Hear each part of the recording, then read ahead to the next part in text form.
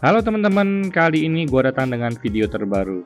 Di tangan gue ini adalah iPhone 8 Plus yang akan kita review bareng-bareng. Apakah di 2022 masih oke? Ini adalah varian Space Gray dengan storage 256 GB. Storage-nya gede ini ya. Kita buka teman-teman. Seperti biasa kalau kalian beli iPhone X Inter, kalian pasti dapetin unitnya. Dan juga di sini seperti yang bisa kalian lihat, ini ada batok kelapanya, batok kepala maksudnya ya. Nah ini earphone-nya udah gue pakai teman-temannya, seperti ini bentukannya. Dan juga ini ada USB-nya, ini udah pasti OEM teman-temannya. Mau earphone, mau kabel charge-nya, mau batok kepalanya, itu semuanya OEM. Seperti kalian lihat ada tempelan itu OEM semua ya guys ya. Oke, kalau kita buka sekilas kayak gini, kita singkirin dulu guys. Sekarang kita langsung cek unitnya teman-temannya. Kira-kira di 2022 ini apakah iPhone 8 Plus ini masih oke guys? Let's go guys ya. Oke guys, sekarang kita masuk ke unitnya. Nah, kita buka dulu. Seperti ini tampilan sekilasnya teman-teman. Jadi ini tuh keluar tahun 2017. Jadi udah hampir 5 tahun sebentar lagi guys ya, September. Nah, kalau untuk dari bodinya sih ya masih mulus-mulus aja guys ya. Dan juga sekilas ini nggak ada kelihatan cacat sama sekali ya, mulus banget malah teman-teman. Nah, kita buka dulu ke settings, kemudian kita ke bagian iOS teman-teman. Jadi iPhone 8 Plus ini ada di iOS 15.5 guys ya. Nah, di sini gue pengen ngajakin kalian untuk review singkat nih. Untuk iPhone 8 Plus ini sebenarnya secara sekilas itu masih oke nggak guys ya di 2022. Gua pertama-tama bakal cekin dulu emailnya di ionlocker.com teman-teman ya. Gue pengen tahu ini iPhone tuh lahir tahun berapa guys. Jadi kita cek bareng-bareng guys. Kita buka langsung website ionlocker-nya. Di sini kita tunggu dulu. Nah ini udah ada. Kita masuk ke cek email. Kemudian kita langsung cek emailnya ya guys ya bareng-bareng. Let's go guys.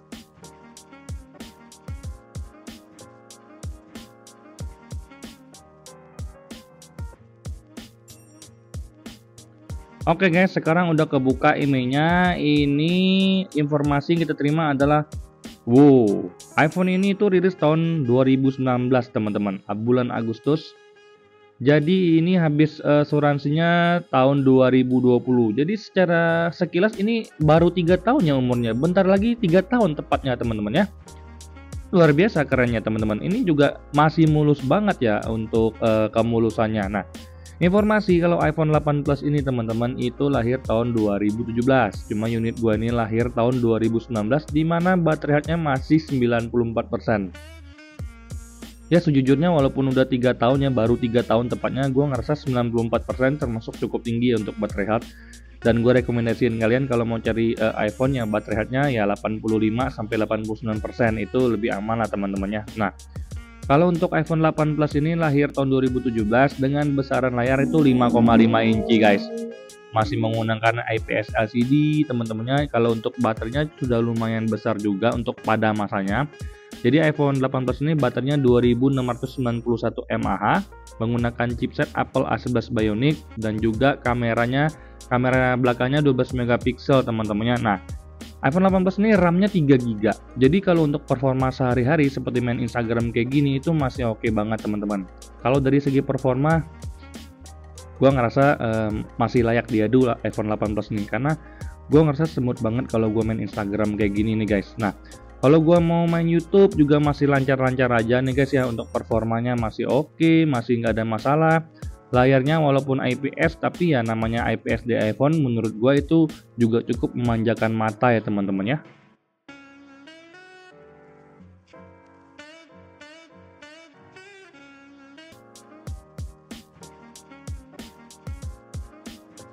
Kalau diajak untuk main game sejuta umat pun masih bisa. Di sini kita dapat settingan semuanya rata kanan ya, refresh rate tinggi, dan grafik juga ultra paling tinggi guys ya. Jadi kalau untuk main Mobile Legends itu udah pasti lancar ya, nggak ada yang namanya lag. Kalian bisa lihat sendiri di sini. Gue coba untuk mainin ini gamenya secara sekilas itu smooth banget teman-teman. Tidak ada yang namanya lag atau patah. Kalau ditanya sama iPhone 7 atau 7 Plus ya pasti iPhone 8 Plus lebih unggul agak teman-temannya. Cuman kalau iPhone 8 Plus ini gue ngerasa memang masih kayak iPhone flagship sih. Ya desainnya juga udah oke, untuk performanya juga lancar. Jadi kalau ada yang mau beli iPhone 18 itu menurut gua nggak rugi sih.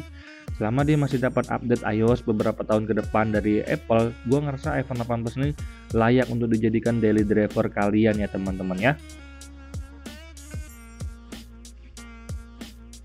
iPhone 8 sendiri kamera depannya 7 megapiksel dan kamera belakangnya di 12 megapiksel, dimana bisa nge-record di 4K tembus 60 frame per second. Di sini kualitas perekaman HD dari iPhone 18 serta kualitas kameranya guys ya. Let's check it out.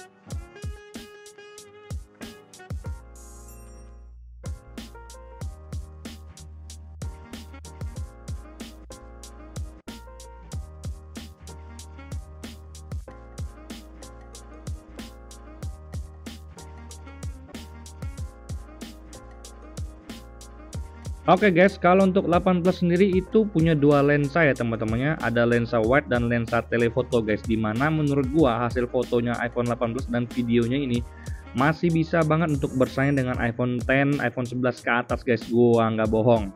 Ini masih yahut banget untuk kualitas kameranya.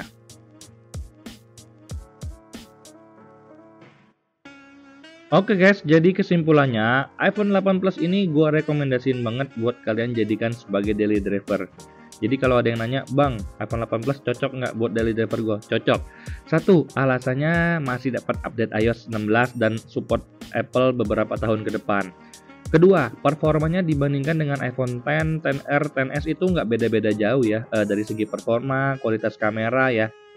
iPhone X ke atas itu unggul chipset doang dan udah pakai Face ID, layarnya udah full teman-temannya satu layarnya. Kalau ini kan masih ada poni atas poni bawahnya. Nah, bedanya cuma situ doang sih teman-teman, tapi kalau dari segi desain iPhone 8 Plus ini kan udah pakai kaca belakang juga. Ini udah kelihatan keren banget guys.